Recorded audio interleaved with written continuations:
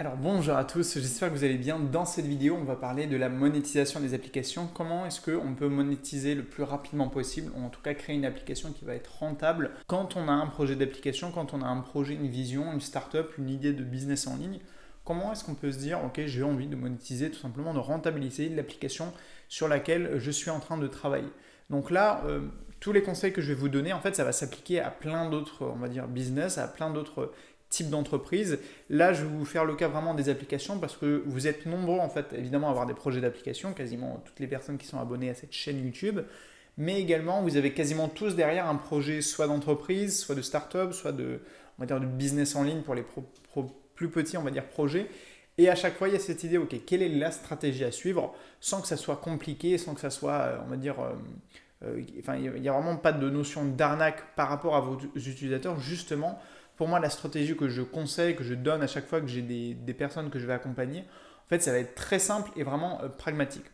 En gros, la stratégie, et enfin, quel est le problème fondamental quand on débute dans le secteur des applications mobiles, mais dans n'importe quel autre secteur, c'est qu'on va avoir peu d'utilisateurs. En fait, on va se comparer à TikTok, à Facebook, à Instagram, à Netflix, Spotify ou Tinder, peu importe les applications, les entreprises et les startups que vous connaissez, et on va se dire, mais ces entreprises-là ont des millions de clients, ont des millions, voire des milliards d'utilisateurs pour certains comme Facebook et Instagram, et nous, on se sent ridiculement petit à comparer à ça. Mais en fait, ce qu'il faut se dire, c'est que, et ça c'est justement valable dans tous les autres domaines, dans tous les autres business que vous pourriez avoir, c'est que la vraie et seule stratégie pour commencer, c'est d'apporter un maximum de valeur à un petit nombre de clients. Grosso modo, vous avez une application, vous êtes en train de développer un projet d'application, vous ne devriez pas avoir au départ comme objectif directement de dire on va avoir 1 million d'utilisateurs. Pourquoi? Parce que si c'est le cas, ce qui n'est pas une mauvaise stratégie en soi, c'est vraiment une stratégie différente. C'est par exemple ce qu'est en train de faire TikTok. Ils ont emprunté de l'argent, c'est-à-dire que c'est une société qui a des capitaux, qui a des flux financiers qui sont très importants. Ils ont investi massivement en fait dans le marketing, dans la publicité, notamment digitale, pour augmenter leur nombre d'utilisateurs et ça fonctionne. Et ensuite, leur propre business plan, c'est tout simplement d'utiliser dans leur propre plateforme à leur tour la publicité. Et vous comprenez bien déjà, un, que c'est évidemment risqué, et surtout, deux, c'est même pas le risque, c'est que c'est pas accessible pour la plupart d'entre nous, on n'a pas accès à autant de capitaux, et on n'est pas des start-upers ou des entrepreneurs de la Silicon Valley ou dans le cas de TikTok de Chine, qui avons cette habitude et cette expérience, on va dire, de la levée de fonds et de la prise de risque comme ça. Nous, on veut aussi commencer avec des projets qui sont à taille humaine, on va dire, et qu'on va pouvoir maîtriser. On va se sentir, je ne vais pas dire en sécurité, mais on va se sentir à l'aise dans ce qu'on fait. Bien sûr, il faut toujours investir, il faut sortir de sa zone de confort évidemment, mais on va prendre déjà l'escalier et on va y aller étape par étape plutôt que d'aller directement dans les sommets de la Silicon Valley et de ce qui se fait dans ces régions-là. Donc la stratégie du coup qui est l'inverse en fait de celle de TikTok, c'est de dire ok, moi je veux commencer avec un petit nombre de clients en leur apportant un maximum de valeur et notamment en faisant payer un prix qui va être plus élevé. Parce que si vous regardez Facebook, Instagram, Netflix, Spotify, ça va à chaque fois être des entreprises qui font payer des petits prix à beaucoup de gens. Et du coup, on se dit, mais si je veux avoir des revenus et une application qui va être rentable, si je maintiens en fait ces petits prix, il va falloir que j'ai beaucoup de clients. Il y a justement, et c'est aussi un changement de réflexion qui va devoir se faire en fait dans votre esprit, dans votre visualisation de l'application, c'est comment est-ce que vous pouvez inverser ce rapport-là en ajoutant en fait plus de valeur à un petit nombre de personnes, à un petit nombre de clients.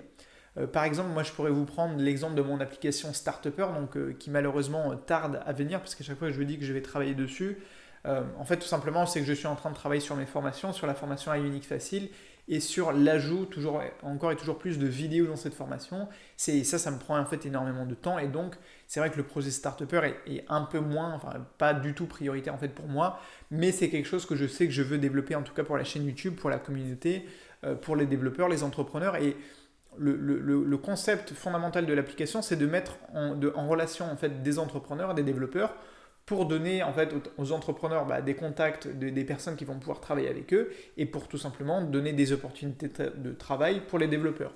Et typiquement, si vous êtes un développeur, que vous faites des contrats de plusieurs milliers d'euros, ce qui est on va dire la moyenne on va dire, d'un contrat freelance aujourd'hui d'un développeur, par exemple pour une application mobile, vous allez par exemple pouvoir payer de la publicité ou de local dans l'application pour que votre profil soit mis en avant. Donc si vous faites un contrat à 2-3 000 euros, payez par exemple 10-20 euros pour de la publicité, c'est tout à fait rentable pour vous. C'est un peu la même image que je prends à chaque fois avec Le Bon Coin, par exemple, c'est le site internet français de petites annonces. Quand vous vendez par exemple un bien immobilier à 200 000 euros ou vous faites une location pour un bien que vous allez louer, je ne sais pas, 500 euros, 600 euros par mois, mettre 20 euros de publicité sur Le Bon Coin, c'est rien comparé au retour sur investissement que vous pouvez avoir en louant, en vendant votre bien. Et en fait, c'est ça la stratégie de lancement d'une application mobile et de n'importe quel autre business d'ailleurs, c'est de dire, ok, comment est-ce que je peux toucher ma cible, ma niche de clients. Donc moi, par exemple, pour l'application Startupper, c'est vraiment les développeurs, les entrepreneurs, et comment je peux leur apporter un maximum de valeur. Donc déjà, la différence, c'est de d'abord penser en fait en termes de valeur, et ensuite vous mettez un prix. Mais le prix, de toute façon, ça se jauge vraiment au fur et à mesure. Ça s'adapte le prix. C'est pas quelque chose qui est inné et que vous allez poser comme ça dès le départ.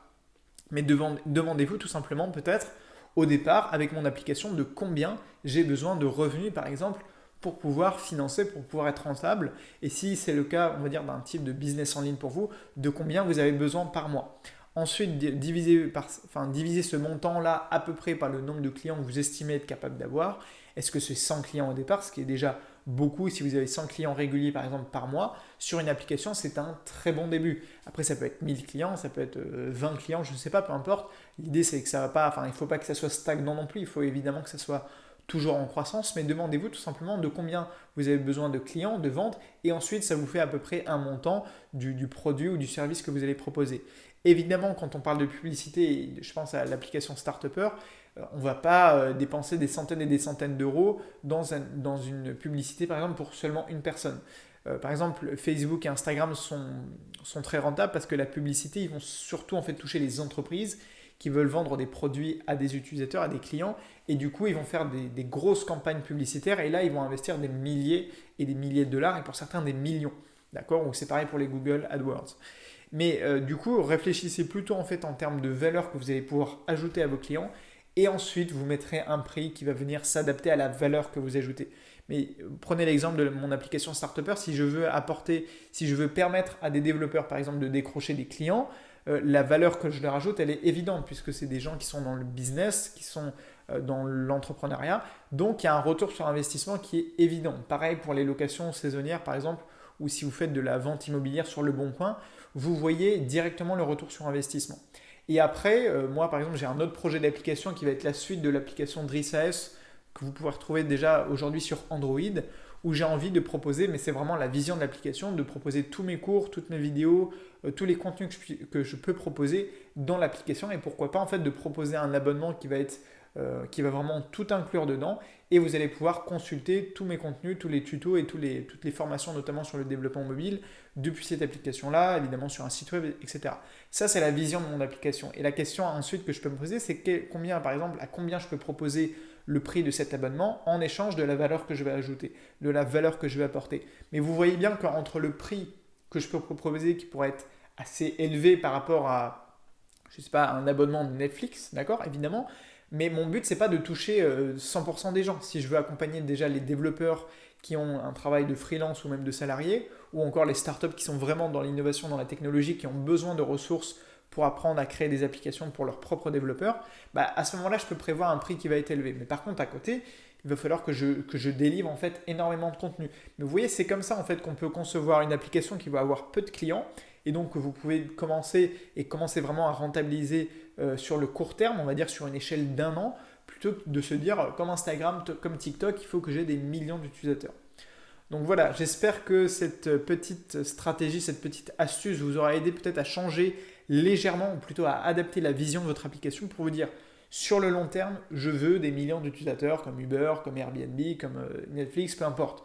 Prenez l'exemple que vous voulez, celui qui vous inspire, celui qui vous plaît le plus. Mais sur le court terme, essayez de commencer avec un petit nombre de clients en leur apportant un maximum de valeur. Donc je vous propose toujours les programmes gratuits, par exemple comme Ionic Starter, qui va vous permettre déjà de commencer dans le développement mobile. Là justement, je vous ai parlé de TikTok, eh bien on va reproduire ensemble l'application TikTok de manière déjà visuelle, avec la lecture de vidéos, avec la partie recherche, etc. Et ensuite, vous serez redirigé, par exemple, si vous voulez aller plus loin, vers mes cours qui sont un peu plus avancés. Il y aura le programme Ionic.js, où là, on va recréer une application de méditation avec lecture de fichiers audio et une application météo où là, cette fois, on va travailler avec les API. Et ensuite, il y a mon programme ultime pour le moment, le programme le plus avancé, c'est iUnique Facile. Comme je vous l'ai dit, c'est celui sur lequel je suis en train de travailler actuellement pour l'enrichir encore et toujours plus, notamment en y ajoutant des vidéos. Donc c'est normal si vous êtes inscrit au programme et que vous voyez du contenu apparaître au fur et à mesure, c'est parce que je travaille dessus et que je vais annoncer sous très peu de jours ou de semaines, on va dire un grand changement en termes d'accès en fait à la formation. Je vous en parlerai notamment dans les mails. Voilà, donc n'hésitez pas à me mettre un commentaire si vous avez des questions, à vous abonner à la chaîne YouTube si ce n'est pas déjà fait. Moi je vous retrouve très vite sur la chaîne YouTube et sur le blog et surtout n'oubliez pas de rêver très grand. Allez, salut!